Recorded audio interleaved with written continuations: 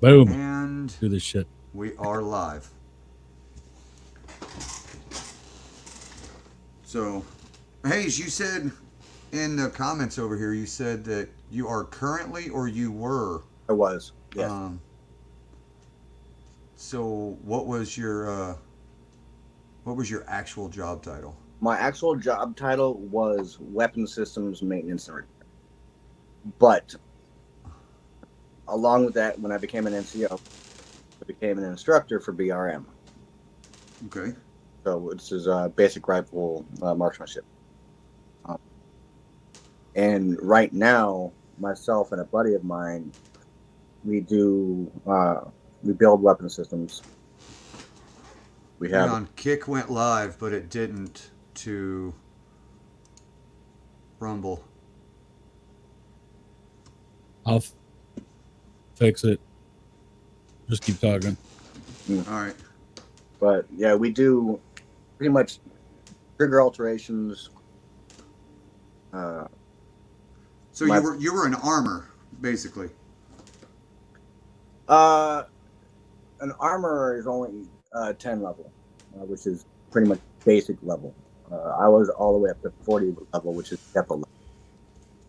What does that mean? Right. So I no, hang on. I was an armor as well, Okay. and they only have 5 echelons. Mm-hmm. Okay. Right. And I was second echelon. Then there's third, fourth, and fifth, So and fifth is you destruction.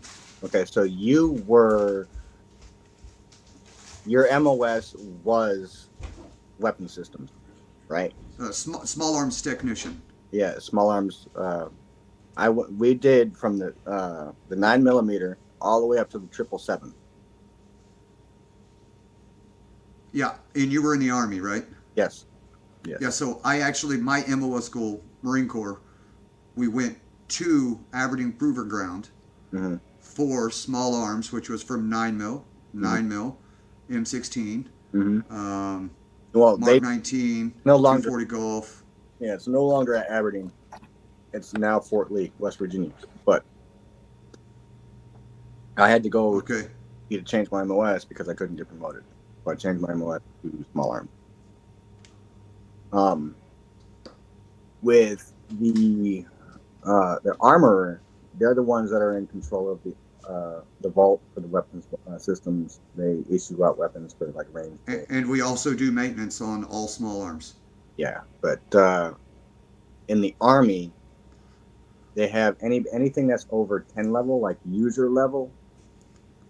We have I think I'm confused on what 10 level is. okay. 10 level is basic user. Like if you get a weapon system, you have to clean it. If there's a malfunction with it, you have to fix it and get the part for it. Now, 20 level and higher would be like, What? There's nowhere, at least in the Marine Corps, and from what I remember on whenever I was in school, there is no basic user tearing any parts apart, any of the weapon system apart, except oh, for field stripping. yeah, well, when we field stripped, we would break down the upper receiver from the lower receiver, remove the Hmm. bolt carrier and the The BCG, you would remove the bolt face out of the BCG. so You like would pull your firing pin out. You would that's pull all your buffer tube, your buffer, that's all 10 level. Now removing like the detents, that was 20 level. which is armors. All your D10 pins. Yeah. Well, in the army, That would be it that. wasn't. All of our armorers are not. They didn't go to like armory school. They didn't go to our MOS school. Armorers in the army didn't go to armory school. Yeah. No, Ar- that's not true. That's absolutely not true. I was in school with Army no, no, no, no, at Aberdeen Proving Ground no, no. for armor, small arm technician. Okay, my MOS was a 91.5. That's small arms and systems repair. Right. We fixed anything an operator was not allowed to fix, such as they could not go like they went to get like if they broke a firing pin, Hmm. they could replace that, right? They say, "Hey, armor, I need a firing pin. Mine's busted." They could go get a new one What? in the Army. Yes. Alvin, is that true? Is he even there? I only see us. Yeah, he's here. Okay. He's Army. Yeah. What was the question? He said that I wasn't in armor, so I have if you- no idea. No. But if you broke your firing pin, would you be able to go to the armory and say, "I need a new firing pin," and they just hand it to you and you put it in? Or would you? I know that's part of the field stripping, usually- right? Pulling your firing pin out. It depends on the unit. Yeah, it depends on the unit that you're in. Some of them would. Ours, we would just give it to supply, and then they'd issue us a new weapon, and then supply would have to deal with all that shit. Yeah. Supplies Like the armor would have to deal with it. got out. They were in. Right. But that's mainly because we were infantry and we're stupid, and they didn't trust us to do it ourselves. Well, that was even in the Pogue unit that I was in, right? If you come to me and say, "Hey, I broke a firing pin," I would take your rifle, put it inside. We would fill out a report saying, "Hey, I changed the firing pin in this rifle." I wouldn't just give you the firing pin. I would actually write down the serial number. It's called tracking. Yeah. You Right? had Supply. You have to pay attention. Yeah. Was it 2404? I don't know what that means. A maintenance request, pretty much. Yeah, I'm sure that's what it was called. Form. Yeah. Yeah, we just filled out the paperwork and gave it to our corporal, man. Yeah. I don't remember what the form was called. And when I was stationed at Lewis, our armorer was a wheel mechanic. Right. So, I don't know what a wheel mechanic is. person who works on Humvees. Oh, motor T mechanic. Yeah. When I was at Stewart, our armorer was a track mechanic. Tracked vehicles, heavy equipment. And he was the one that would go out, open up the weapons vault in the morning before we went to ranges. He would pick you up all the weapons. And he was authorized to do end-level maintenance. Yeah. Yeah, okay, so what you're talking about, right, I understand what you're talking about now.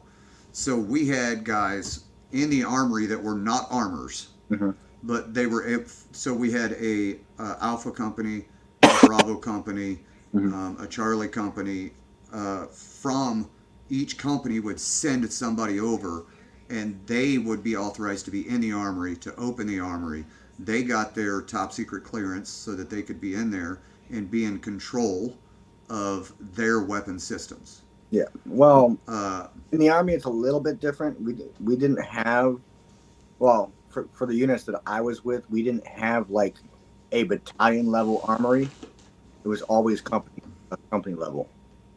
So it was always somebody picked from the company that was either one on profile that couldn't do certain things, or just had too many appointments during the day to actually do their job. Okay, so you didn't even have one armor that was an NCO in charge. No. That doesn't make sense at all. Now, Because there has to be a single person that is in control of that armory. At least one person yeah, that is an armor. Because if that's the case, then there would be zero. There would be zero stuff that could get done. Nobody could purchase anything. You didn't even have an officer in charge? or XO. When I was at Lewis, our XO took care of all of the parts. So your XO was your OIC for the armory. Yeah. And he was your OIC for your battalion. No, I was talking about the company XO. Okay, so he was the XO for your company. Yeah. So then so if he's a company XO, but he's in control of just your company's weapon systems? Like, since we had the maintenance shop for and then the the armor's vault every year go in and do the annual inspections to make sure everything's like gauged correctly. Yeah, yeah. Do you And remember what those gauges were called? oh god, well for the 50 cal was headspace and time. Now for the M24 and M40, I'm drawing a blank. Yeah. You're talking about your head spacing is just rubbing a gauge over it for your firing pin to see if it's and they're called go no go gauges.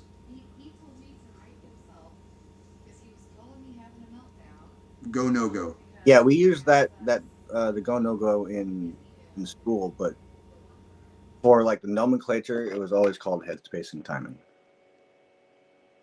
But freaking Yes, yes. You check your headspace and timing with no go, yeah, with go no go gauges. That's why I was asking if you remembered what the gauges were called. yeah, yeah. I That I, I got out in 2016. It's been a few years. you got out in 2016, so you were in an '03, Mhm. right? You did 13 years. Yep. So I graduated MOS school in 2003, February 29th, 2003, That's and I was an armor the whole time I was in. wow. Uh, Yeah. so that is Uh, exactly what I did. I changed my job in 2011. Small. Two small arms. Okay. I'm gonna see. Let's And it see was here for a second. when Fox 20 is the MLS I was awarded. Okay.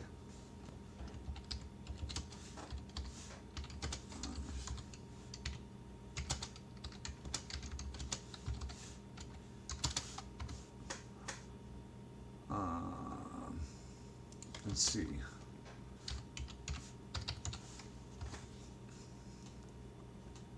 All right, small arms training course builds weaponry proficiency. Small arms. That's small arms trainer. Um, small arms firing school. No. Oh wait, this is why.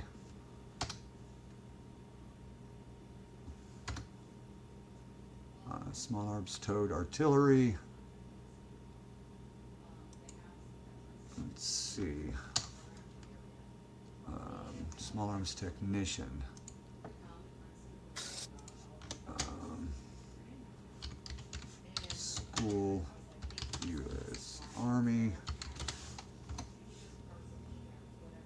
All right, job training for small arms tech. Requires 10 weeks of basic combat training, 14 weeks, 6 days of advanced individual training at Fort Gregg, Adams, Virginia, with Fort, on-the-job instruction.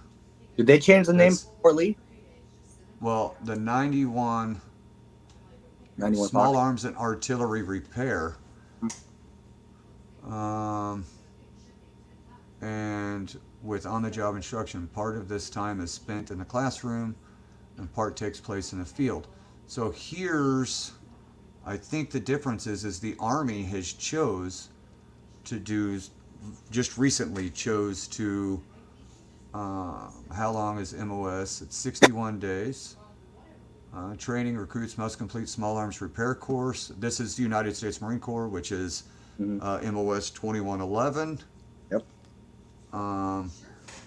And you see there, 2111, Oh, which lasts 61 days. The initial phase of this course is trained alongside the Army. Yeah. and you guys, we did 9 mil all the way up to the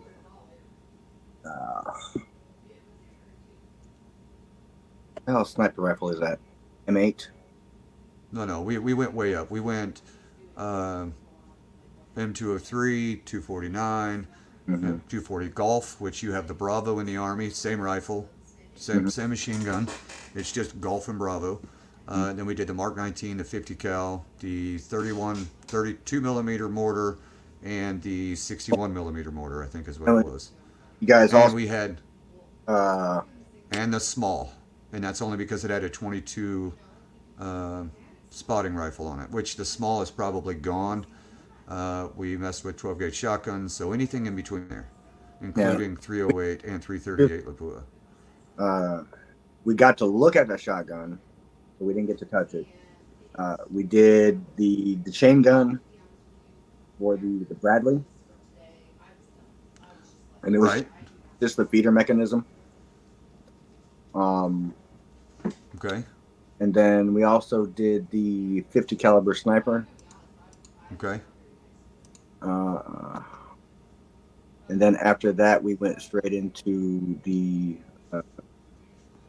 towed artillery, and then also the M777.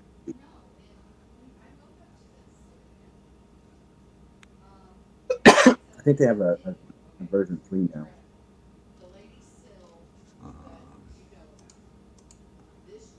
all right. So small arms, towed artillery performs field level maintenance and repair on small arms and other infantry weapons.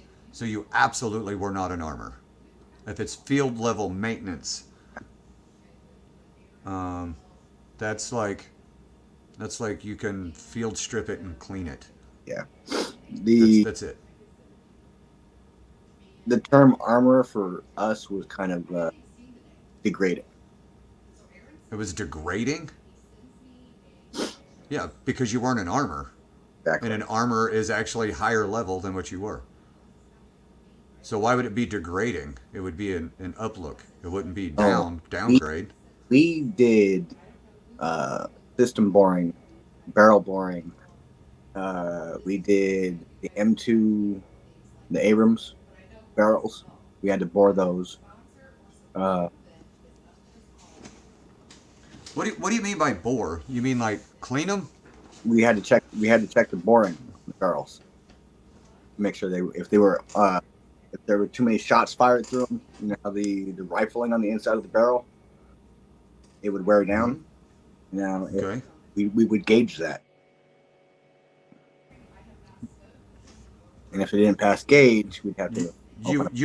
you would gauge the rifling. Yeah, I'm confused because even you know we use button riflers, right? There's button riflers. There's pneumatic. There's to rifle a barrel. hmm Um, I've never heard of a gauge to gauge the rifling in your barrel for use over time for wear. Um, that was. so Well, like I'm not talking about like the we didn't do like M4 M16 barrels. This was like the Abrams barrel. okay, all right, all right. Gun barrel, air gauges, and rifling gauges. Sweet. Listen, you're teaching me something. I didn't even know these existed. Yeah, we were taught that in like the last 2 weeks of class. Okay. Uh, we did firing pin removal for the What uh, did y'all use to gauge these the rifling? where you're talking about for the tanks. Yeah, yeah. I don't remember what they were called, but Well, they this one's an air gauge. air gauge. Yeah. It appears that it would just blow up a balloon Right. inside, and it has a pressure gauge on it. So whenever you blow it up, it then can measure the deformation in the balloon. Is what it appears to me. I may be wrong, but that's what it appears The only to tanks that do. done were in AIT. And at that time it was like Well, I mean that would be like in for me as an armor, that would be like third or fourth echelon. Yeah. And then, that's and fifth echelon is where they would remove some. Like I couldn't take the barrel nut off. I couldn't remove the flash suppressor. That was third echelon, which then would a third echelon shop was an infantry unit. They had armors for the infantry units, and they were third echelon, so they were able to do those things. And then we had to send that stuff, and we didn't. We just went ahead and did it and got in trouble for it many times, but we did it. And then fourth echelon is I don't remember what fourth echelon is, and then fifth echelon is where they send the rifles off to be completely destroyed. Yeah. And That then, would be considered depot level. huh? I mean, I'm trying to understand the difference in the Marine Corps and the Army and what they call things. Ours And goes of, is of course, things have been changed since I was in. I got out in September of '05. see the way ours goes is 10 level maintenance is basic user maintenance, field strips. 20 So level, everybody. yeah, everybody. Mm-hmm. 20 level is for armorers only. 30 level and 40 level is considered to be DS shop, which we were DS shop. And Mm. Wait, so you're saying the same thing, right? First echelon is your normal.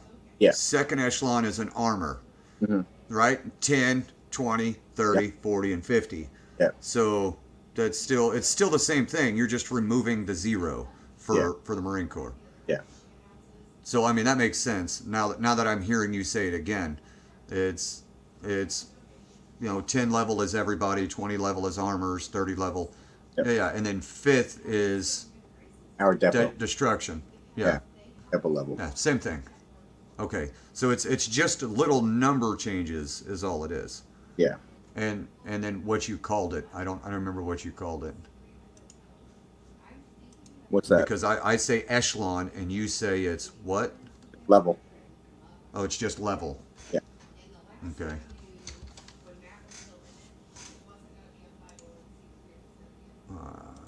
Let's see. But yeah, that's cool. Like so you were just a 10 like everybody, level 10. Everybody's a level 10. Yeah. And then you went to school to become 30 and a 40. level.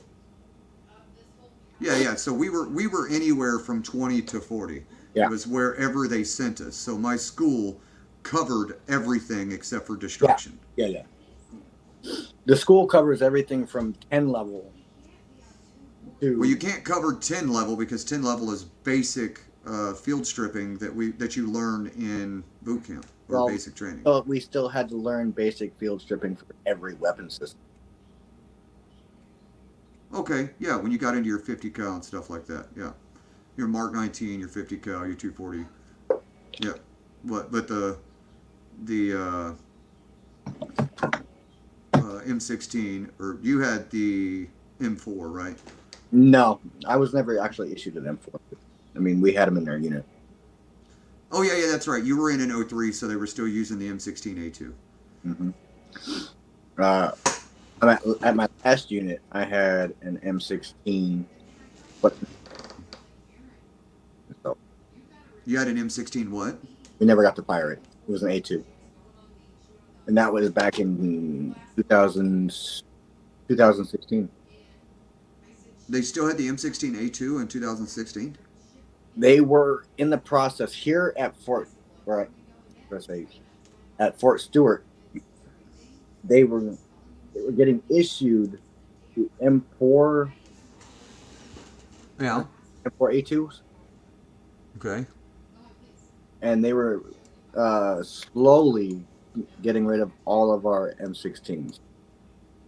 But by the time I was injured, they were in the process of doing the XM testing, the XM8 testing,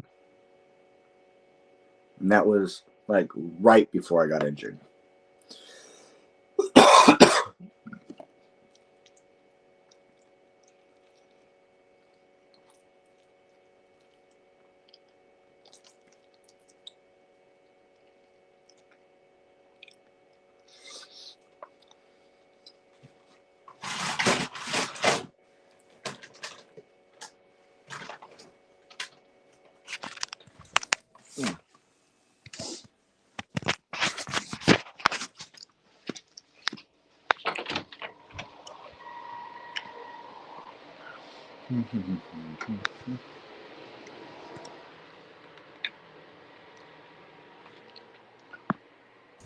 Sorry, I was just reading that. The U.S. Army has largely replaced the M16 in frontline combat units. Yeah. I'm not saying you weren't in the military. I'm not No. saying that at all. I'm learning shit. Yeah, I just like showing. Um, I can't find my damn my retirement ribbon. My retirement yeah, wallet. The thing you get I from don't know what guessing. I don't know. I have no idea what they. I didn't retire, so I don't know what it's called.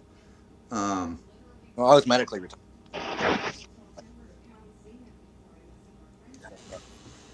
On a car so accident. did you go overseas? I went to Altikatum, uh, Kandahar. Then I went to Songnam in South Korea. So that was Afghanistan, right? Kandahar? Yes. I was Yeah. at CAF the whole freaking time. I What was year were you? What year were you there? 2010, 2011. Oh, so you were in an '03, but you didn't go over You hear till. me? Yeah, I can hear you. Nope.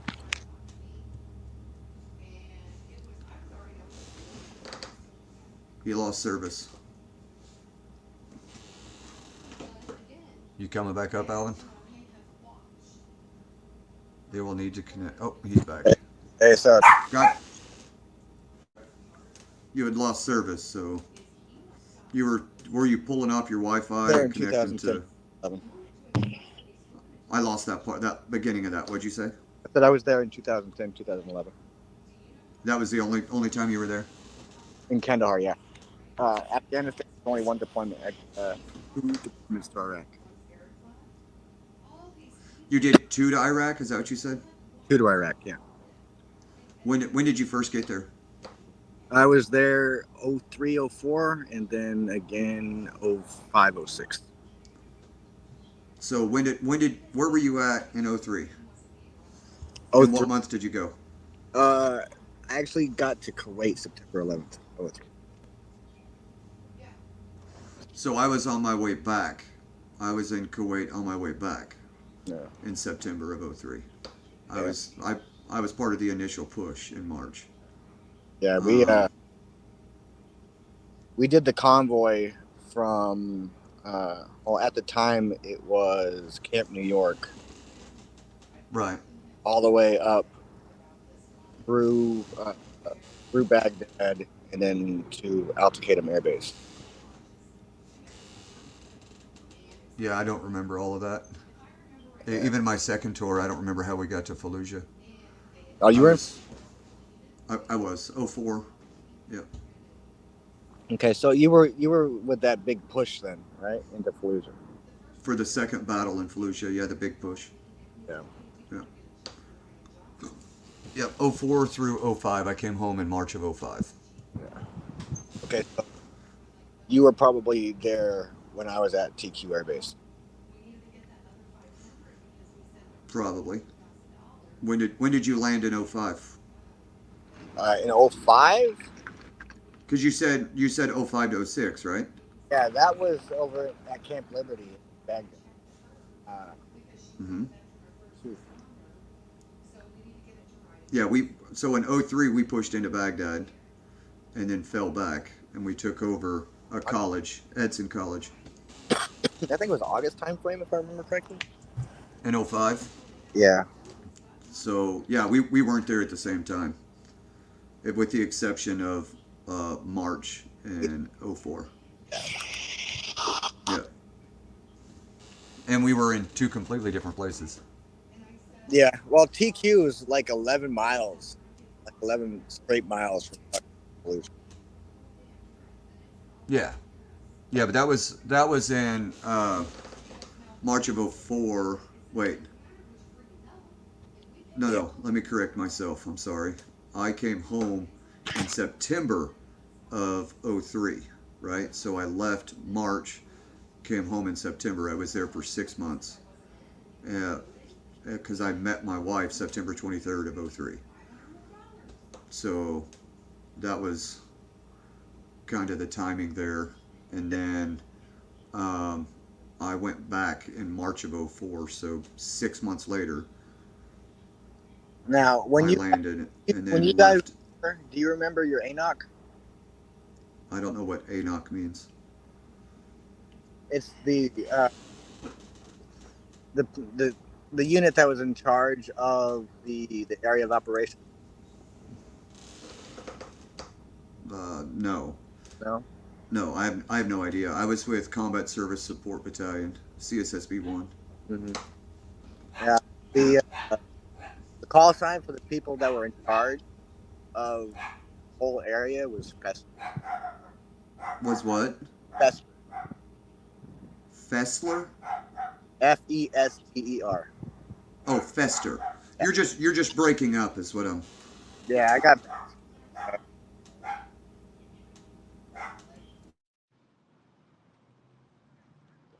But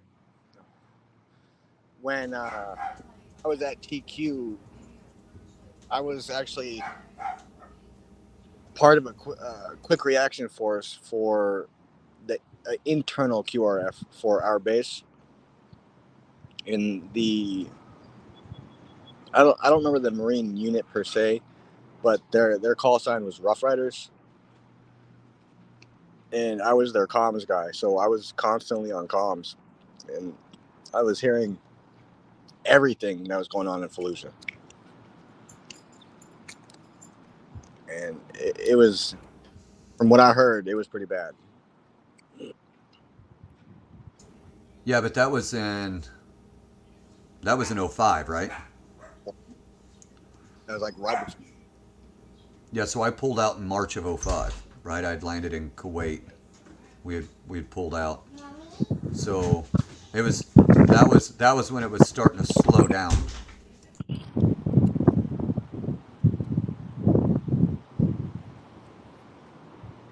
Yeah, you guys didn't you guys? I don't know. From what I heard, you guys were replacing an army unit that had pretty much given up a lot of space there. Uh, I don't remember if we replaced an army unit. I know that when we were in Camp Fallujah, we had established Camp Fallujah. The Marine Corps did. It was a Marine Corps base, um, and I know that the first push into Fallujah was we had they kind of pushed in and then said, "Yeah, we're not going to go in right now." And then there was another small battle with Army and Marines that were still in the city of Fallujah. I'm trying to remember what that was. Al, what was it? Afak, I think is what it was. Um, and then there was the big push. The second push was in November of of '04. And then we kind of had the big push in '04, and then as it came into January, February, it was cooling down over there at night. Um, so things kind of slowed down. To be honest, I don't know what went on after March. I kind of disconnected myself from it. Well, So you know where Al Habania, right? I didn't catch that. You broke up. Al Habania, I do not. no. That was the city right outside of Right outside of where? You broke up again. Al Taqatum, the air Okay. base. Uh, there was a Texas National Guard unit that got pinned down. They were actually coming to replace us, and Fester actually called us up to go help them out. They took a lot of small arms fire and sniper fire. Gotcha. I mean that was kind of common in Iraq. Yeah, It was so it's um, sniper fire and mortar fire and yeah. rocket. Right. I was on base in Camp Fallujah and got a rocket shot at me. So Yeah. it was kind of, just up in the air all the time. You never Yeah. knew when it I was mean, going to we had happen.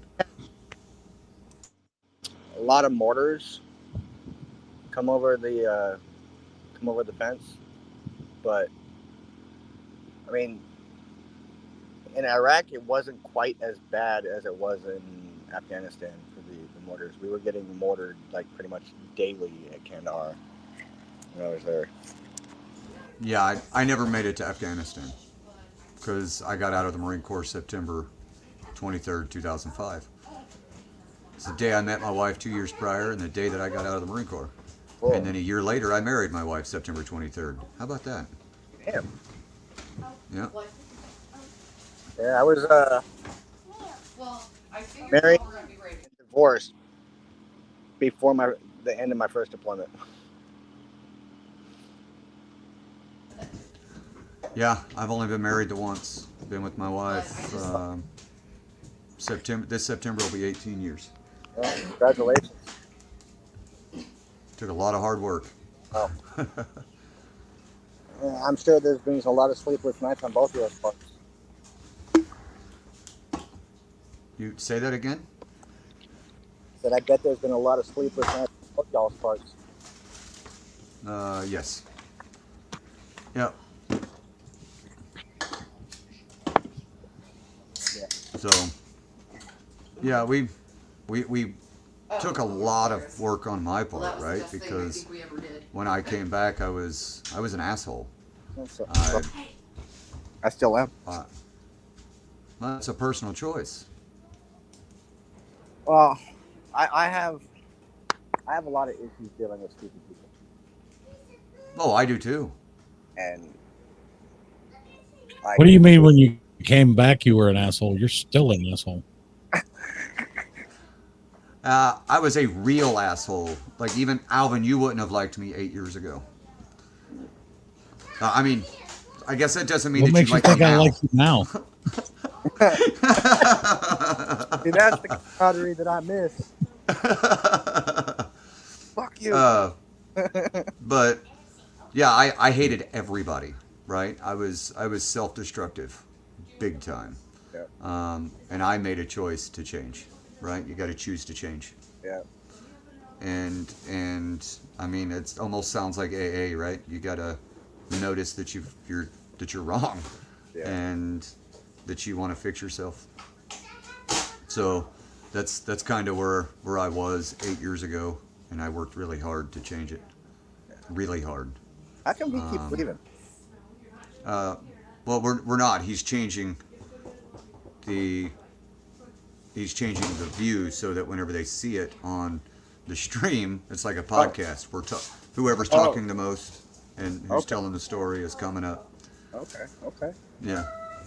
See, I'm new to this podcast thing, so Yeah. No. So yeah, what he's doing is the one that's actually doing all the talking in the conversation, right? Is like him. Now he fell out, so now it's just you and I. He's doing production, right? He's producing it. okay. Yeah. So he's the brains of. So I mean, I guess you can call him the brains. Just just like he's putting the thing at the bottom, right? It says today's show is sponsored by AmericanPatriotCoffee.com. Uh-huh. Free shipping on all orders over $100, Okay. right? And if you notice behind the I wouldn't backdrop, exactly say I'm we have brains, but yeah. But behind our backdrop is Warhorse Ordnance, right? Get all your tactical approved combat gear from warhorseordnance.com. All right. And Okay. probably the best tactical gear company there is. Well, if I could wear the tactical gear, I probably still Why can't you wear an EDC belt? because if I wear anything that puts weight on my hips, it hurts. Okay, so here's what's great, right? You get a hold of Warhorse Ordnance, they actually make custom gear. Oh, really? Yes, so if you need to work with him to actually make something that would help you, right? So he can get with you and custom make anything so that you can wear one if you choose to carry. There's water's inside this. Yep. Even That is. my 9 What was mil. that? But even me carrying my Yellow one. This is yellow. Even you carrying your 9 mil what? is painful. When I got out, the reason I was medically discharged was because I was in a car accident. I broke my neck, broke my back. I got my L2 and my L3 are completely gone. Fractured my hip, shattered my right femur, cracked my skull open. So my body deals with a lot of pain on a daily. I didn't hear none of that. You're muted. That's okay. I said you caught me right in time, Alvin, as I was rubbing my nose. But no, he can help, right? So that would probably need an LBV. You need something that would be load bearing, something that can sit on your hips, something that, right? So it distributes the weight properly, Yeah. and you can get a hold of him and Okay. see if he can help you, or a drop holster, right? You can go to a leg holster. There's a water's inside. Depending on the state you live in with their carry laws, obviously. Well, the state that I live in is completely liberal, so California, Oregon, Washington, Colorado, New York, Michigan, yeah. this this Illinois. Did I mention that one? This water is this. In This Washington, water's inside this. Oh, you're in Washington. yeah. This water's inside this. Are you in the Seattle metropolitan area? No, I'm in Vancouver. You can see me down here, Alvin.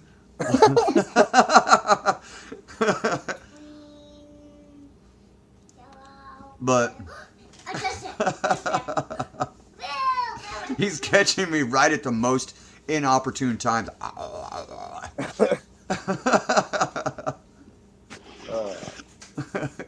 I think he just likes showing my purple headphones. Foolish. I'm surprised Yeah. you're not wearing what- the so one you're- with the fucking kitty ears on it. You mean this one? Oh Lord. Oh Lord. And they light up. You should wear those. That'd be better. They do light up. Man, they're awesome. They are pretty cool. But yeah, it's, I don't know, man. So all the people that we sent over to Rumble aren't going to be able to find us.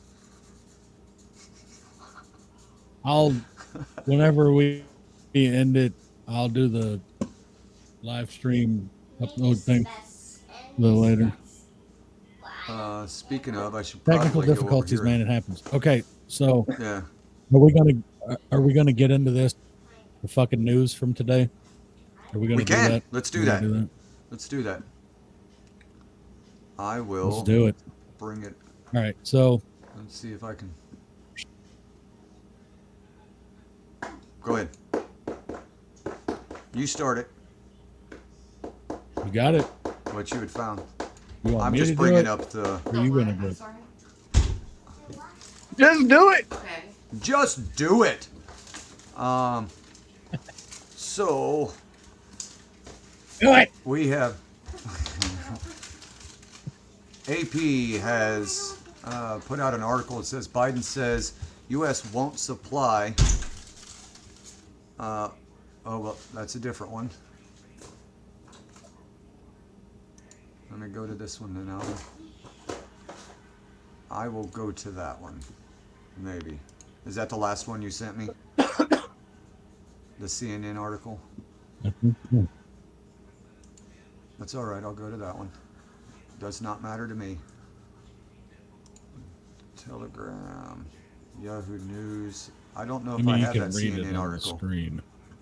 Okay. Biden says he will stop sending bombs and artillery shells to Israel if it launches major invasion on Rafah, right? This way you help me. I don't even know if I'm saying that right, but that's what I'm saying. And the AP I'm going to read the one I got, but I'm sure that this one's going to say pretty much the same thing. President Joe Biden said that he would not supply offensive weapons that Israel could use to launch an all out assault on Rafah, the, the last major Hamas stronghold in Gaza, over concern for the well being of more than 1 million civilians sheltering there. Biden, in an interview with CNN on Wednesday, said that the U.S. was still committed to Israel's defense and would supply Iron Dome rocket interceptors and other defensive arms, but that if Israel goes into Rafah, we're not going to supply the weapons and artillery shells used. Okay, so what you're saying is that we're still going to give them shit, but we're not going to give them shit.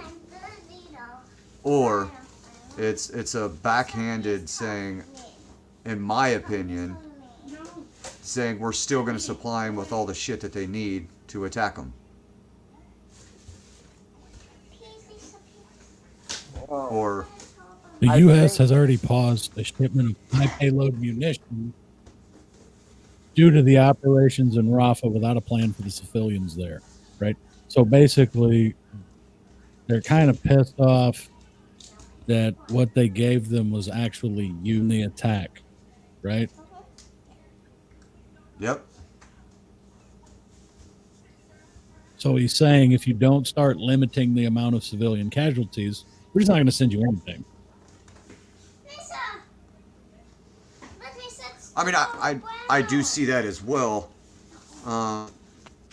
He's also going to still give them all the rockets and shit needed for the Iron Dome. So basically, he's just going to give them enough to defend them or to keep their people safe, right? So they actually maybe it's forcing their hand, right? Maybe it's maybe it's forcing their hand and saying, hey, you need to come to a some kind of resolve, right? So that this can stop. But here's the thing: they've done it what 13 times already over the years. In the past 20 years, they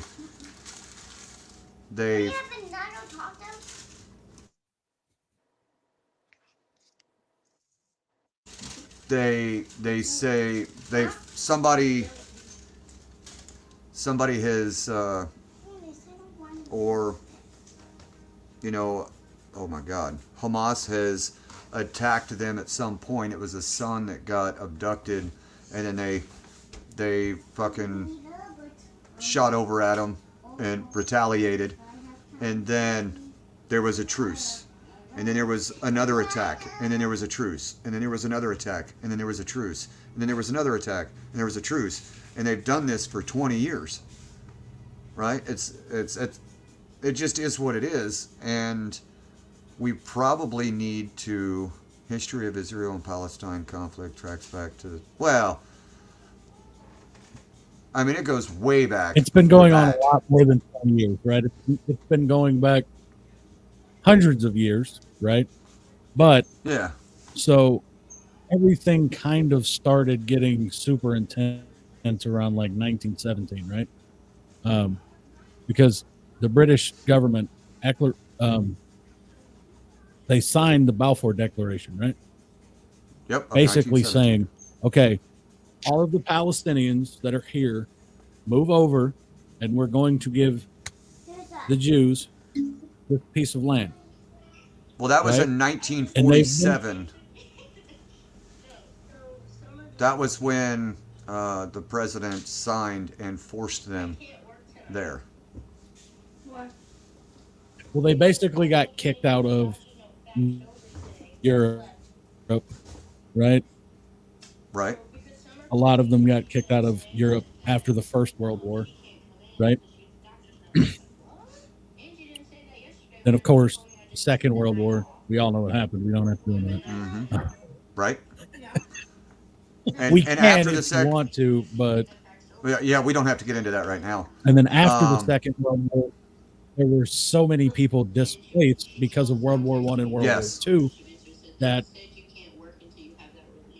Europe basically decided, okay, we need to give all of these people who have been displaced from the last 2 world wars a place, right? So they, where is it at? 1940. No, after World War II. I guess So he didn't want to in stick around for that conversation. 1947 is when they decided we are. Most people don't. In 1947 is when we decided, okay, the people that are here, right? We just need you to move out of the Yes, way, and we're just going to put the Jews right here, right in the middle. They correct. basically gave the Jews land that was already occupied by a group of people. And Yes, a lot of people, you can argue, okay, well, going all the way back, to the 1400s in the Ottoman Empire, well, the Jews were living here then. So there's a constant argument back and forth of whose land actually is this, right? Because they've been fighting back and forth for hundreds of years over who gets to live here. It's been specifically the Jews fighting the Muslims for this piece of land back and forth. And that's exactly what's going on right now, right? This is a territory dispute between, it's basically like the Hatfields and McCoys, except it's in the Middle East, right? And we're getting involved in this conflict because we are allies with Israel, right? They're our number one ally in the Middle East. And we always look out for the best interest of Israel, right? But here's kind of the problem with this that I see personally. We gave the Jews land that was already occupied. People already live there. We just decided, hey, you can live here. We'll make these other people move out of the way so that you can live here. Well, the people that live there said, wait a minute, what the fuck are we going to do? yeah, that's exactly what So happened. now they're fighting. They're fighting over the land that was already occupied by other people. Yes, it's fucked up. It's terrible. It's a whole situation that is Listen, and extremely complex. This whole thing goes back, what is it, to 400 AD, right? When the Muslim Ottoman faith Empire was created. Yeah, it's so this has been a dispute for a long time. And if we look at it in reality, every piece of land that somebody or that a country inhabits has been conquered by somebody else. There's it been belonged to war. somebody before the dynasty that's there now, that is established. It was built on the backs of someone else that had already lived there, right? Yes. And kind of the issue and the problem with what's going on specifically in the US is we are constantly funding other wars, right? Right now, we are currently funding 15 shadow wars, right? Meaning we are directly supplying military forces with money, ammunition, guns, supplies, all of the things they need to actively fight a war. We are paying for in 15 different locations. Of course, the first one is going to be Ukraine, right? Everybody is sick and fucking tired and paying for it.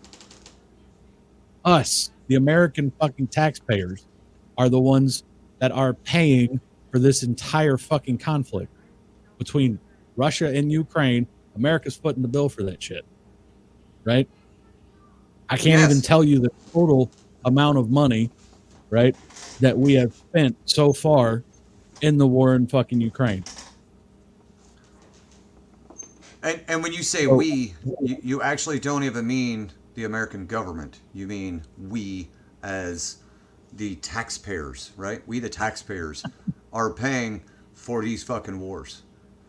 It's at what point are we the taxpayers going to say fucking stop it? Because the U.S. government does not have any goods. They don't sell anything. They don't fucking produce anything.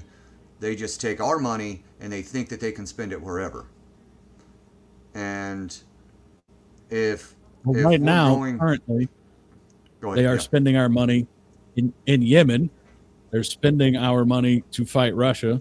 They are spending taxpayer dollars in 15 different fucking countries, right? It's and that's only the budget that we can track, right? It's not counting all of the black funds from the CIA and other organizations that we can't track. Okay, we're we're we're fighting in Syria. We're funding Cameroon. We're funding a lot of different operations in Africa that they don't talk about.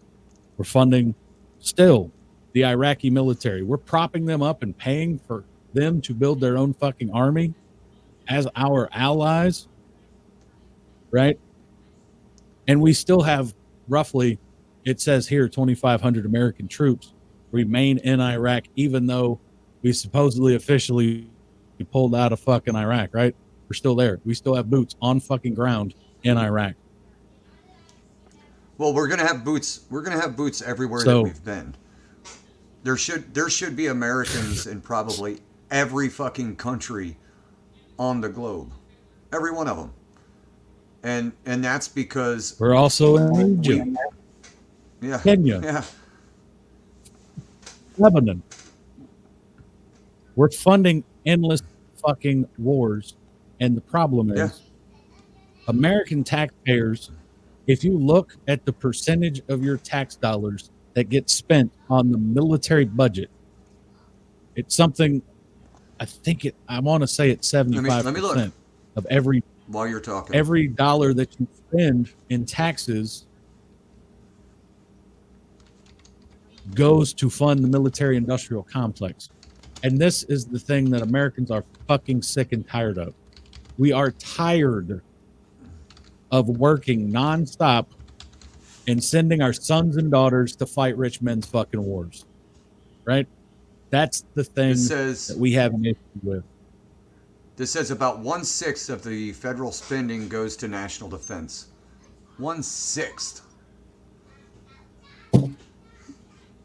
That's a lot. So that would be roughly 33 cents out of every dollar that you spend How much? goes to the defense budget. Okay, here's another one. In 2023, the U.S. military spent approximately $820.3 billion, or roughly 13.3% of the entire federal budget for that fiscal year. And that's not including the money that they send for foreign aid that goes to fund these 15 other shadow wars that we're fighting, right? That doesn't get Right. counted in that budget. So all of this money, Right. however many trillions of, I think it was it $4 trillion that they sent to Ukraine, that Yeah. doesn't get factored in the defense budget. Let's see. So they're giving them the money to purchase all of these weapons. Guess who manufactures the weapons that Ukraine is purchasing? Just take a wild fucking guess. Russia or us? Well, Ukraine is fighting Russia, so why would they buy Oh, the? yeah, Why so would Russia sell them the that's- weapons? That's a solid argument. So guess who the fuck they're so- buying them from? Us. So Well, where's yeah, that it's money us. It's- going? Where's that money going? Oh, that's going to what are the three major? Boeing. Oh, God, I can't remember the three major military Boeing? fucking Lockheed Martin. Lockheed Martin, And what's then the there's third? one more. Largest military or DoD contracts. DoD contracts. All right, Lockheed Martin. So the largest Department of Defense contractor was Lockheed Martin, with a total value of 46.2 billion US dollars. Raytheon Technology was the second largest contractor that year, with a contract value of 26.13 billion US dollars. And then I'm sure the next one was Boeing. Unveiled the largest defense. Let's see. National Security, Technical Economic, Defense Health Agency, TRICARE support contract. I don't care. Defense Enclave Services Contract. Department of Defense Joint Warfare. Yeah, this isn't what I'm looking for. Um, let's see. All right, Lockheed. Okay, here it is. Lockheed, Raytheon, Boeing, and then General Dynamics.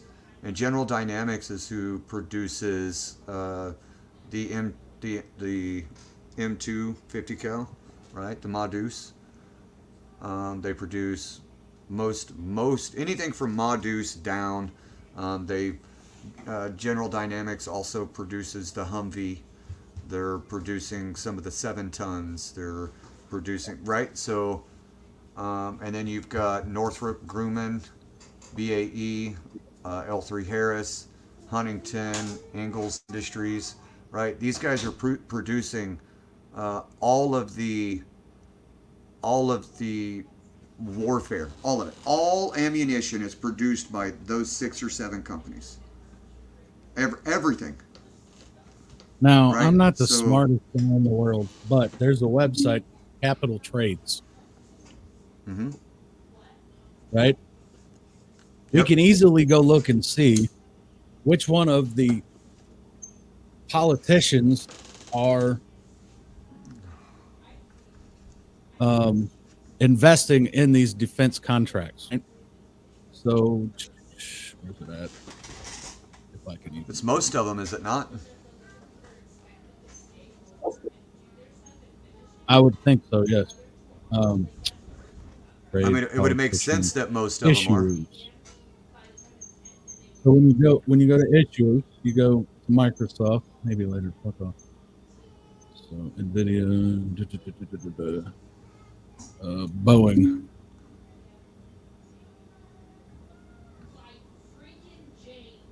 EING. There you go. There are 10 politicians invested in Boeing. Bill Keating, Blake Moore, and there's more. Bill Keating has 3 of them. But Those are just his sell and buy. I wonder, those are just his buys and sells Yeah. this year. And last Yep. year, there was one. Okay. So Yep. I wonder if we looked up how Bill Keating voted in terms of whether or not to fund more shit going to fucking Ukraine. Gee, I wonder which way he voted. You know what I'm saying? And I could take the time and sit down and individually list every single representative in the House and every single fucking senator, every stock that they fucking own, and how they vote, and that'll tell you exactly who the fuck is deciding to send our money and spend our money, because everything in the government is taxpayer funded. The government 100%. makes $0 fucking without the taxpayers. 100%. And that's just it, right? Like, if you were a senator and you were invested in something, it would behoove you to vote in the way that your investment would grow. Who in their right mind would invest money in something and then vote for it to not make good money? That is probably the dumbest investment anybody ever makes. I'm gonna just throw my money in the toilet, or I'm gonna light it on fire. That is the dumbest thing anybody could ever do. And if you're saying otherwise, then you're part of the fucking problem. Simple as that. You're part of the problem if you think that somebody's going to fucking invest in a company like Lockheed Martin and not want Lockheed Martin to make money. So obviously these people are voting to spend our money in a way to keep the military industrial complex going. And that is why we're in 15 shadow wars right now. Because the military industrial complex is the only way for these people to make money. That is the only way. Lockheed Martin.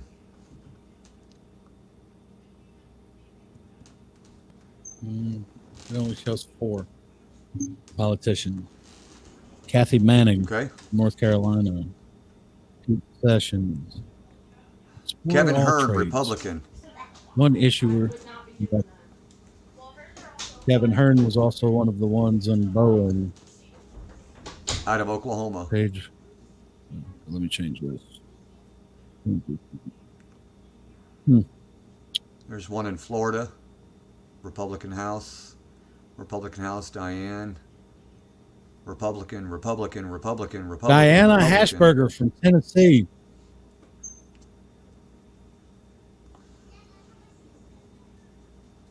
Yep. And she's been buying the fuck out of it, hasn't she? Cindy Axney from Iowa. Marjorie Taylor Greene, a Republican from Georgia. Who'd have fucking thunk? And this is Marjorie Taylor Greene is always in the news.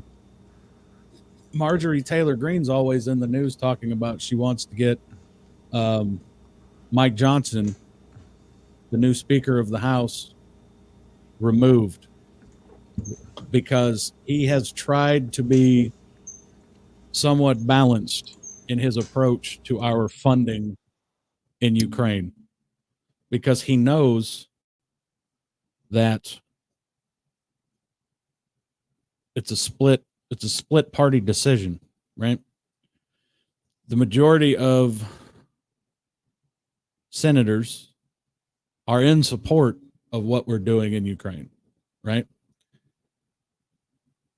Because, we have to fear big bad Russia, right? I don't know if you remember growing up, late 80s, early 90s. All of the bad guys in all of the movies were always big, scary Russians. And the only reason we've ever been afraid of the big, scary Russians is we're afraid of losing our status as the superpower. Because if we do that, we can no longer make money by funding all these shadow wars, because we are no longer the big swinging dick in the world. It would be Russia or China or whoever is right behind us trying to replace us as the superpower. Yeah. I've always said we need to be fucking, what is it, Switzerland? Just fucking impartial. We need to get our fucking, we need to get our fucking shit together and step back, let other people do what the fuck they're gonna do, and let the United Kingdom, right? Let one of them fucking take over and do what needs to be done. And we need to get our fucking country back strong and patriotic, right? We need to breed patriotic motherfuckers for our country. Right now, what they're doing is fucking crumbling the patriotism, fucking destroying it. Not kinda. Our enlistment numbers are at an all-time low, and if they want to fucking get people excited to be an American, we need to make America fucking the number one priority. If we can't make America the number one priority, then I'm bad, right? I'm bad at it. I fucking served 2 tours in Iraq. United States Marine Corps. I was as fucking oorah as they come. But I talked my kids out of joining the military. Except for one of them. That's right. You're not special. Fuck your feelings. But my son, it worked opposite for me. He joined the Navy. But if we can't get us, right, the ones that are having kids, to be excited about our fucking country, then we're gonna fucking destroy it. And I believe that may actually be their plan, is to destroy our country. We are right at the 250-year cusp.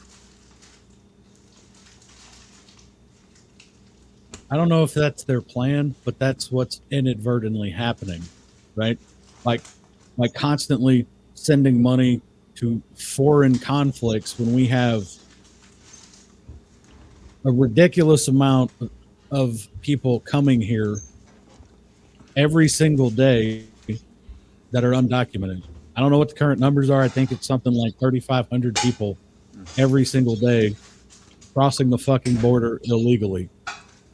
And a lot of people get fucking butthurt whenever you start talking about illegal immigration, right? And their main complaint is, well, you're racist. You just don't want foreigners coming here. No, that's not true.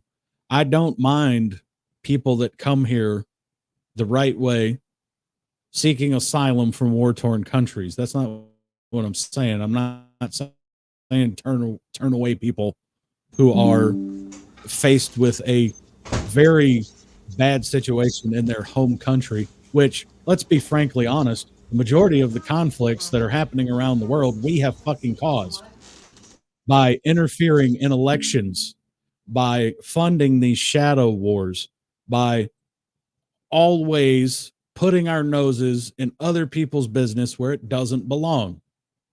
We, as the American government and the world police that we are, constantly going into other countries and meddling in their affairs, we are the ones that are primarily responsible for these conflicts.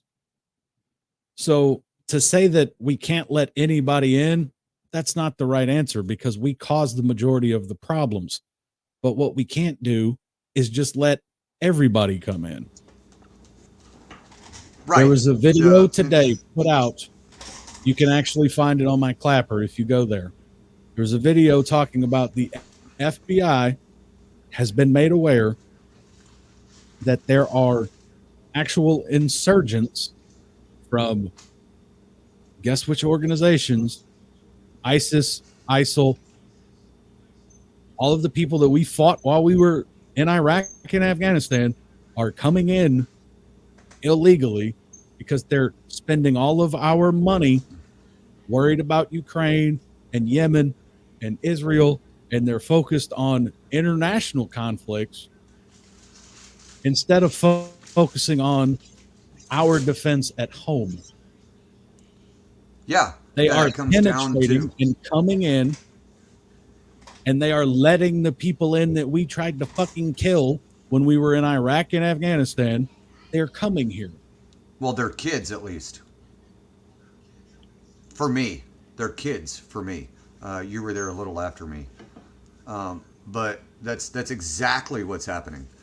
We should be focusing more on closing down our fucking borders. Listen, I have never been a proponent of either one of the candidates. Never, not one. Because they're all corrupt pieces of shit. So, I do believe that the border wall is a good thing. Fucking Canada, too. Let's put a border wall up in Canada. Just fucking shut it down. Because if y'all believe that there ain't people coming over the border from Canada, you're absolutely mistaken. We're focused on the Mexican border because Mexico is a bad country. We're not focusing on the border that's north of us. We just talked to somebody today or yesterday from Canada saying that they had there was people coming over using asylum because they were their parents were mean. They went to college and they didn't like their parents, so they come to Canada and they were using fucking asylum to get there. Now, if you think they were using a loophole in the system because mommy and daddy was mean to them, right? Absolutely. And those people, if they're rich, right? This kid was able to go to college. His parents paid for it. And now they're in Canada. Why? What do they need to come to Canada for? Because they, in my thoughts, right? You're missing a key point to me, right? Remember, she said that his family was military, that his father was a high-ranking official in the military. Why is the son coming to Canada to come? Well, essentially come here? Right. What's above Canada or below Canada? Us. What is Canada above? Us. Yeah. What is Canada above? Us. You didn't. So That thought never crossed her mind. All she thought was, "Oh, this person came here seeking asylum because they're from Afghanistan and it's a war-torn country." Right? that's it. That's it. But if a And high-ranking military official's son, let's put that together. If if let's I do some was a basic high math here. ranking, One plus one. let's do some. Yeah. If I was a high ranking member of the Afghanistan military, and I had fought against the Americans, right, and Canada and Great Britain, and I don't know what were some of the. I don't remember all the countries that were there, and they fucking. I was like, hey, Poland. I've got an opportunity. Right, I have an opportunity to get back at America, and I'm going to use another country's uh, their loophole to get them over here, or to get my kid over there after I send him to college. Now he's college educated. He can get over there. He can start a fucking cell, and then slowly fucking tear everything down, and then possibly be a fucking terrorist either in Canada or in America. Fuck. Why can't anybody else put that shit together? I think our government is putting it together, and they're just choosing to turn a blind eye. That's my personal opinion. I'm not trying to fucking throw propaganda out there, because there is no evidence to support that. That is just my opinion. It's just a smart idea. Do you not think that the governments are seeing it, Alvin?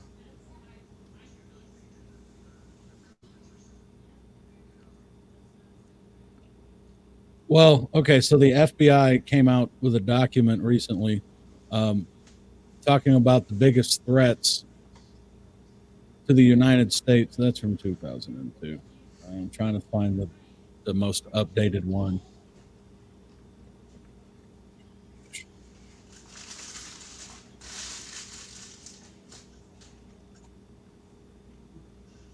Is this it? And this message is brought to you by Warhorse Ordnance. International Yeah. terrorism, general terrorist tactics, techniques, blah, blah, blah. But basically, the FBI has noticed that there is an insane amount, He heard you. right? Okay. December the 12th, 2023. Ongoing tensions all related to Israel and Hamas likely heighten the threat of lone actor violence targeted large public gatherings throughout the winter, including holiday-related faith-based New Year's Eve and First Amendment protected events related to the conflict happening in Israel and Gaza right now. Since the Hamas attacks on the 7th of October, various foreign terrorist media organizations have called for lone actor attacks in the United States. Racially or ethnically motivated violent extremists have also increased calls for violence and celebrated attacks on the Jewish community. So they specifically want to target Jews in America, right? Yes, and Such the gatherings could House become a convenient target. Yes. The So calls for violence House may res- increase in the days leading up to the holidays. Hold on one second. Now I know. So You're just pausing. you have specifically Iran voicing their beliefs from the river to the sea, right?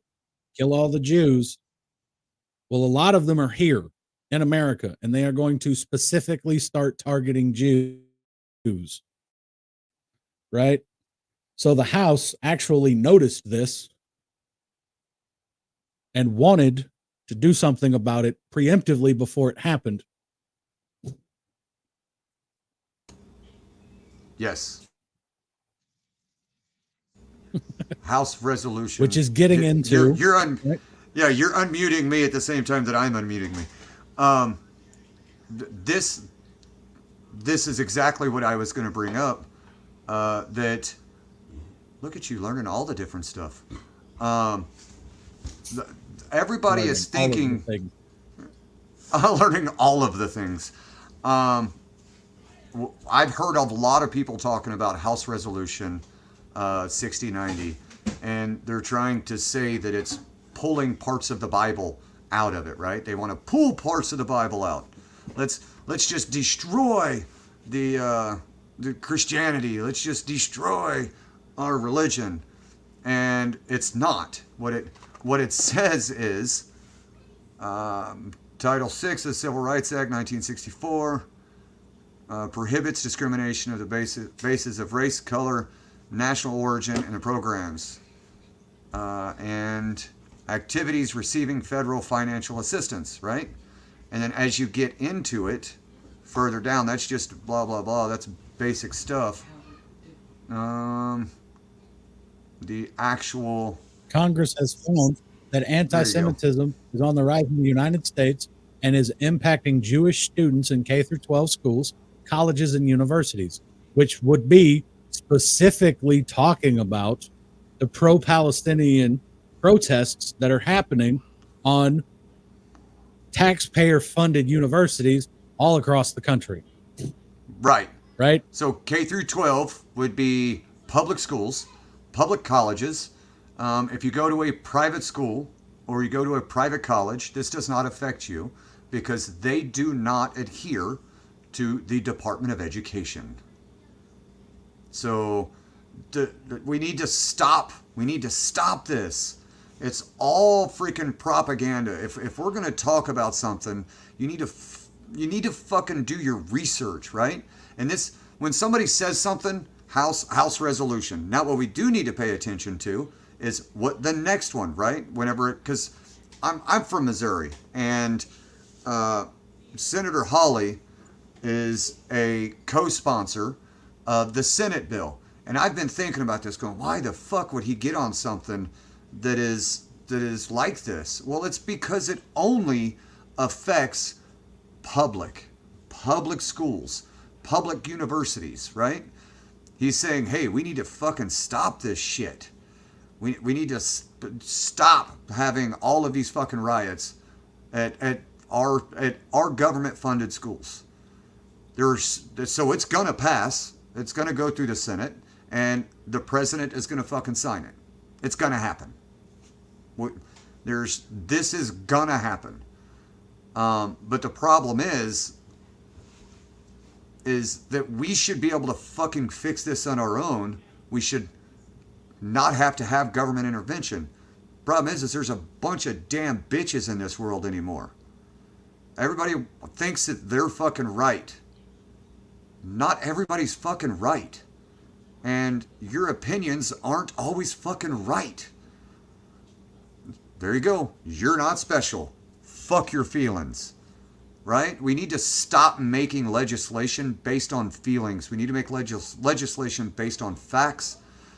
And we are, it's so fucking lost. I think that I would vote for a politician that absolutely decided not to fucking to vote no on everything. And not even have to fucking listen to it. Just vote fucking no. Oh, what are you doing? I'm doing my job.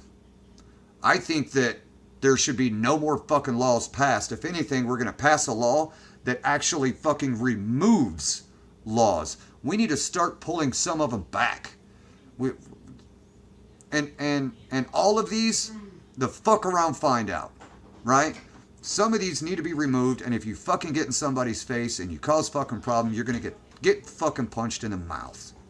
We need to get back and start building fucking men, creating men. What we're doing is we're creating a bunch of pussies.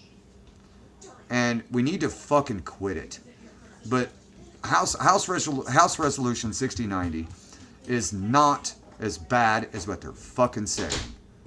If you think it is, again, you're the fucking problem listening to goddamn propaganda. The only issue that I have with House Resolution 6090, right, is the definition of anti-Semitism. The means of the definition of anti-Semitism was adopted on May the 26th, 2016 by IHRA, okay, which, in case you don't know, is the International Holocaust Remembrance Alliance, right? This is a foreign alliance, right, of people in Stockholm that have an open-ended definition of what anti-Semitism is. So the only thing that I am potentially worried about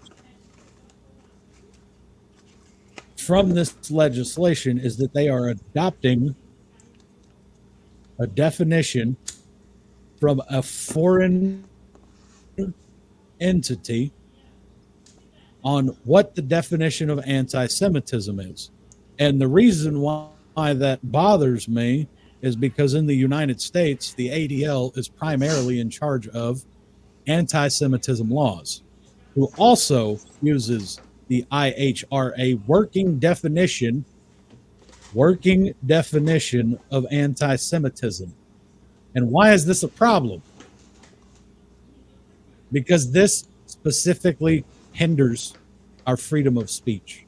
Because with a working definition, an open-ended definition, they can say that anything is anti-Semitism, therefore it is against the law.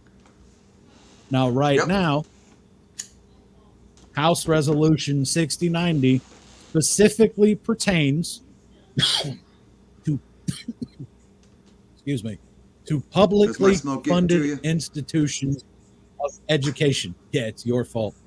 No, I smoke like a freight train myself. HR 6090 specifically talks about what you can and cannot say and do in terms of when you are on taxpayer funded institutions, K through 12 schools, colleges, and universities.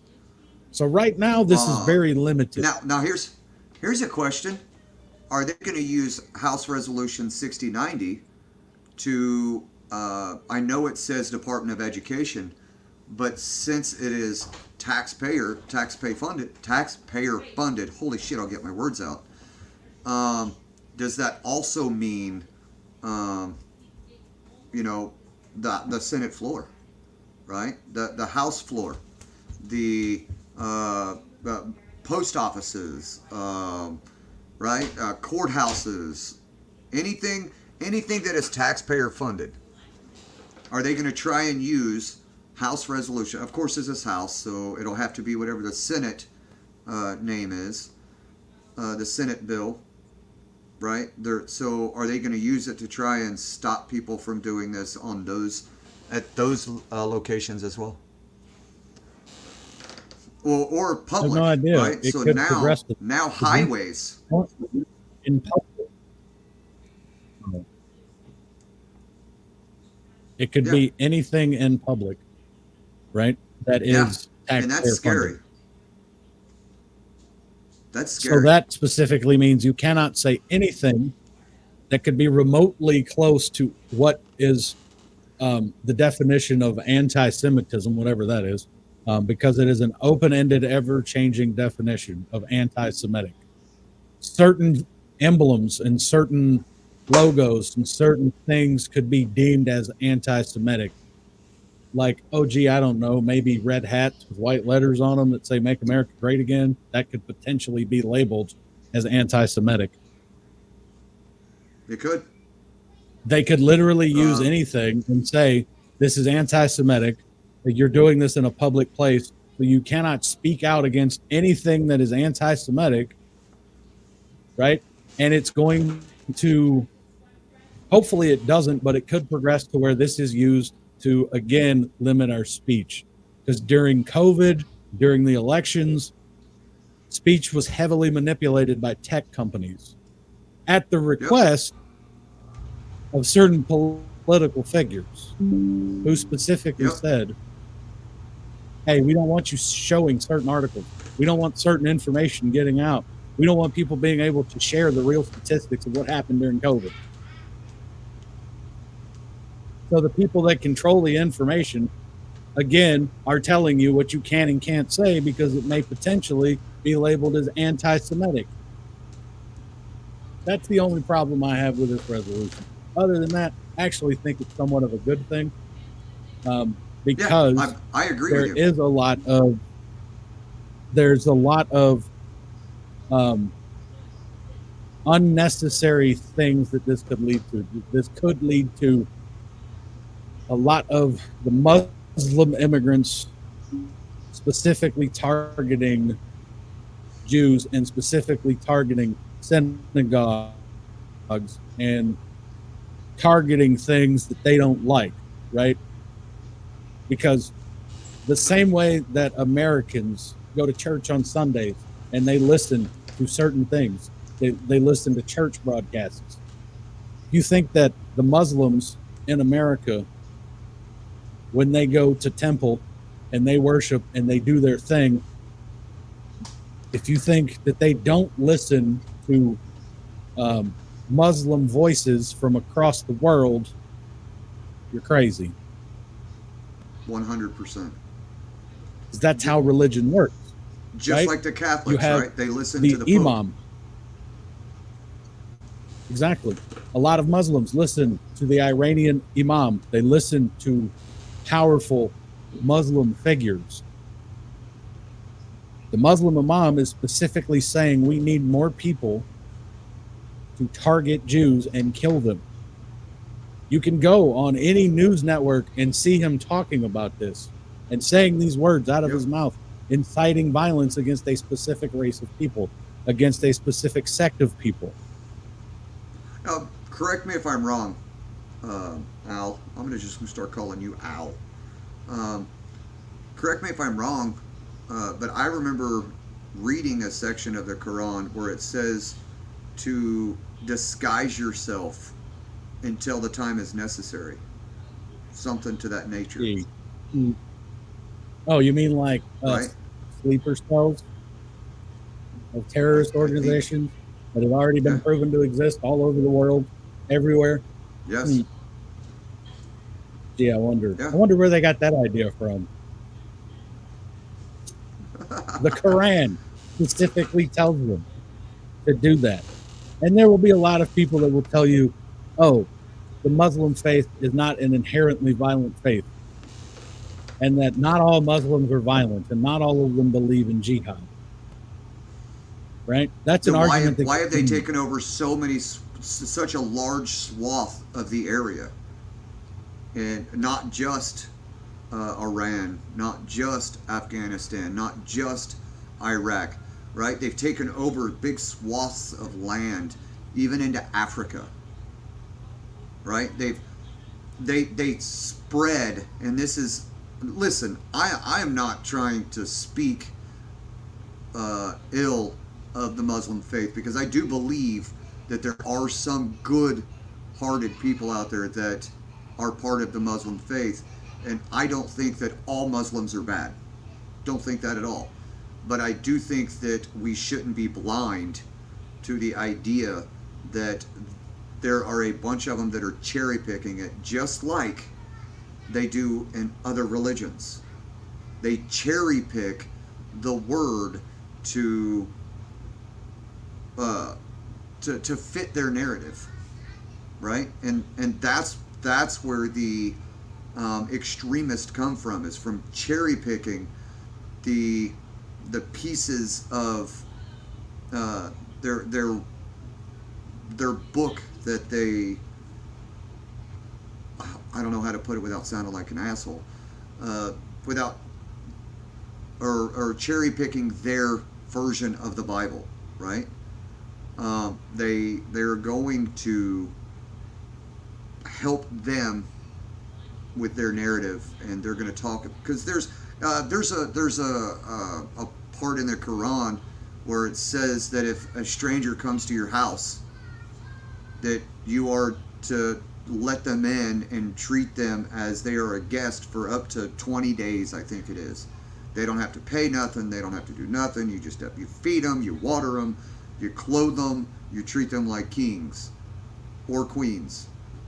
That is a portion, but the other ones that choose not to do that and choose to go, there's like the Old Testament Christians that are strictly Old Testament. There's the ones that take certain portions of the New Testament out. They choose not to read it. They choose not to acknowledge that it's there. So that's gonna happen in every religion, and you're gonna have extremists in every religion, or you're gonna change it just a little bit, right? Because even the Bible is up for interpretation. So now let's say that the Quran is up for interpretation, and there are millions of Muslims that are moving across the globe to set up sleeper cells. If some of you guys don't want to believe it, that's fine, but go ahead and go to Dearborn, Michigan, right? And you come into an area that is run by Sharia law. The cops don't even go in there in certain neighborhoods. They just don't. Sharia law has taken over, and Sharia law suppresses the female fucking their voice. They don't have a voice. Like there's so many laws that are just atrocious. Like let's say a woman in Sharia law gets raped. Well, if three men don't see it, then it didn't happen. That's fucking crazy. What? When are we gonna open our eyes? And I think I've said this a couple times. When are we gonna open our eyes? When are we gonna step up? When are we gonna be fucking American loving fucking patriots? We have to fucking do something. I don't know what that is. I don't. I've thought about it for a long time.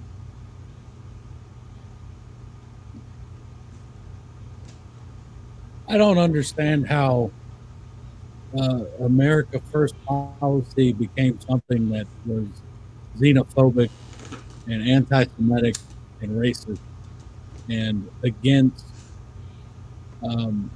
some people's moral compass for us to focus on ourselves, right? Because if the world expects us to be this major influence, right, and the one that fixes everyone's problems, right, how can they not expect us to focus on ourselves from time to time, right? Because if you are trying to make an impact in your community, occasionally you have to take some time for self-care and focus on yourself before you can help other people. So how is it so bad that that's what America's doing, or that that's what America wants to do? Like, hey, rest of the world, I know you got problems, I know your shit's all fucked up, but give us some time to focus on ourselves, to do some self-care so that we can come back and be the great country that we once were, right? I don't see why all of a sudden that's a bad fucking thing for us to do. I don't get it. I don't understand it. I, yeah, I don't understand either because We can't the we thought. can't fucking afford to keep paying other people's fucking, we can't pay the tab for everybody else. We can't even cover our own fucking bills right now. If Yeah, America was ran the way that a company was, it would be fucking bankrupt. It is bankrupt. We're trillions of we are dollars of fucking, bankrupt. We are bankrupt. Our GDP is, what is it, $40 trillion is what our GDP is.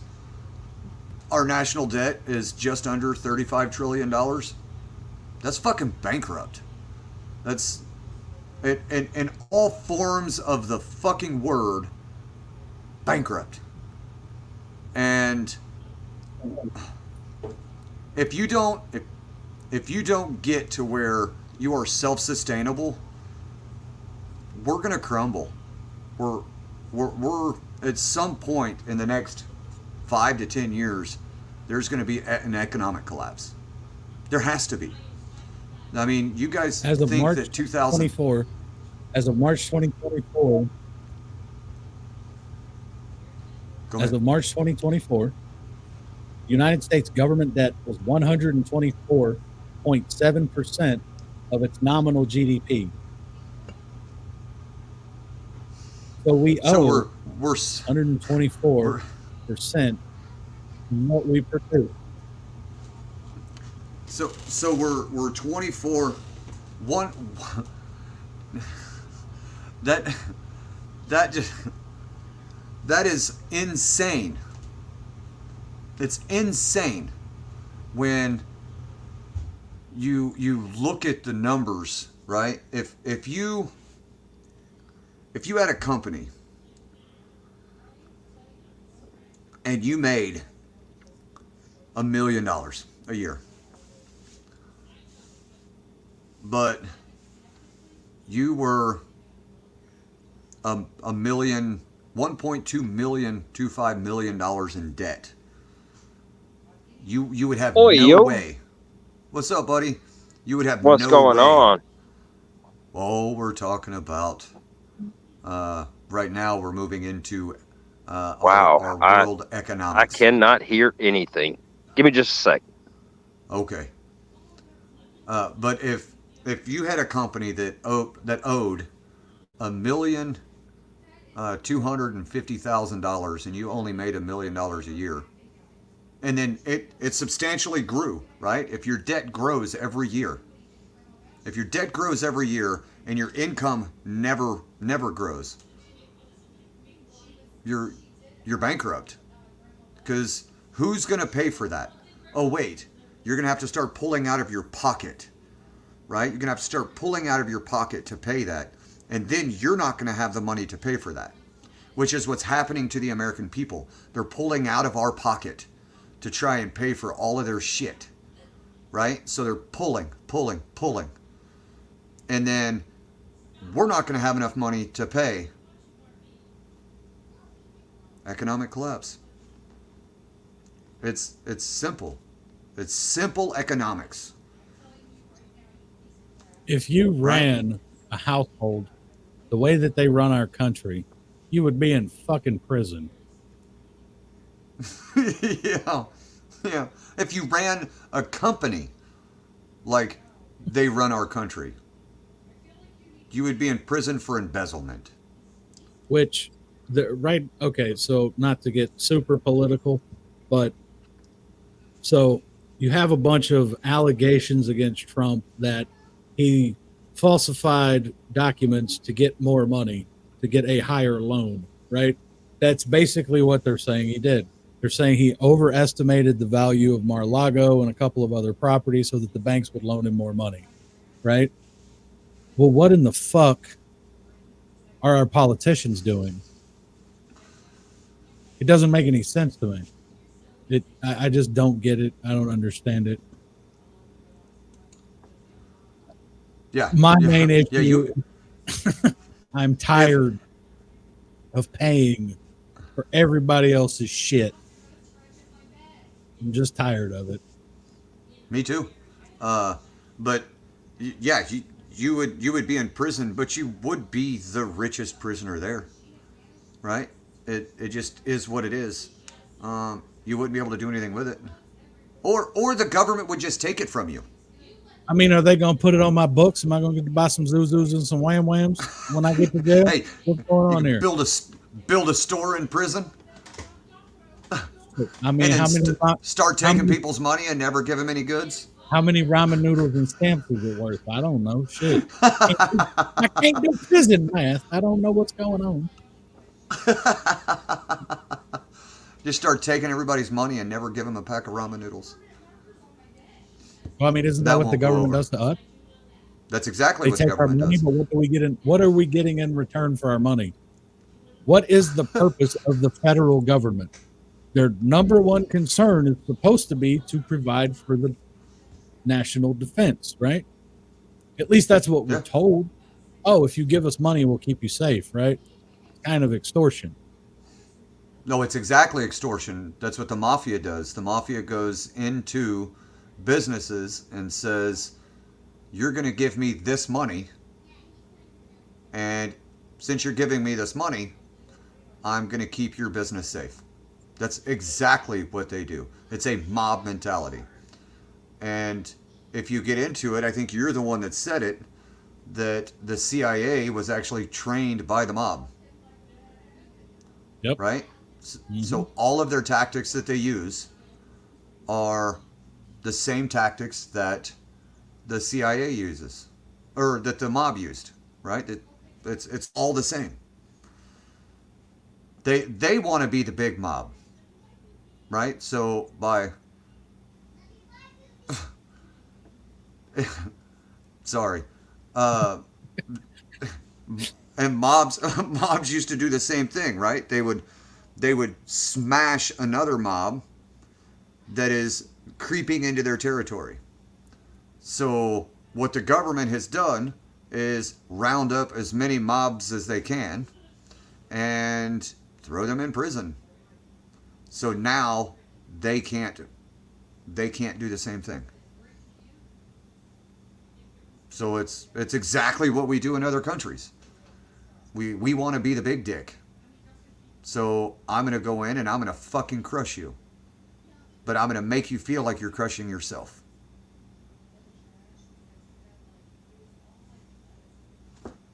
I don't know. I don't know where we go from here, man. You mean as a Like, country? We don't.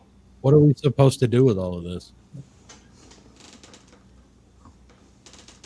I don't think Looking we at can. all What of I think looking at all of the different factors that are happening, right? Like pending economic collapse, um, all of the different wars, all of the fucking people swarming our fucking borders and coming in, and causing chaos and doing all of these things, right? What the fuck are we supposed to do? well, I would start off by going to warhorseordnance.com, getting all of your tactical gear from warhorseordnance.com. And then you find a small circle, start by not being a dumb piece of shit. and and then you find your small circles, right? You have to create small communities. I'd hate using the word community because I personally believe in a compound. Compound. You have to grow your own food. You have to provide for yourself. You have to be self-sustainable. You have to be. Because what's going to happen is in metropolitan areas, whenever we have an economic collapse, it's going to be pure chaos. It's going to be it's going to be awful. If you're lucky enough to get get out of the metropolitan area, now you have to deal with the country boys that are trying to protect themselves, right? They're going to protect their crops. Learn how to stay quiet and trust nobody. Uh, but if you if you think that you're just going to fucking steal from your neighbor, you're wrong. You're absolutely wrong. You just you have to be self-sustainable. Rely on nobody but yourself because there's fucking nobody coming. There's nobody coming to help. What else is there to do? If you can take care of yourself, then it doesn't matter what's going to happen. The only thing that you should be paying attention to and worrying about is the legislation that goes in that makes it illegal to be self-sustainable. Those are the only laws that matter. Anything that inhibits your ability to be self-sustainable. That includes gun laws. That includes being able to collect rainwater. That includes if they tell you can't grow on your property. If they start telling you what shots you have to give your cows, right? Because as soon as that happens, they're telling you what medicines to put in, so then they can poison you. Are they doing it now? I don't know. I don't want to say yes. I don't want to say no. I just say fuck them all. Fuck them all. We need to take care of our fucking self. Metropolitan areas will be ground zero for third world atrocities. Have a plan, start building resources, and prioritize your information. That's the only thing you can do. The Constitution is the only thing that is protecting us right now. The only thing. Because the Second Amendment is what's protecting all of the amendments. As soon as they say that you can't defend yourself, as soon as that is said, then they can tell you what you can say. They can violate your Fourth Amendment, right? Which is illegal search and seizures. In England right now, you don't have the right to remain silent. You have to speak. You can't just say fuck you. And in Canada, there was a girl that posted a song that was her friend's favorite song.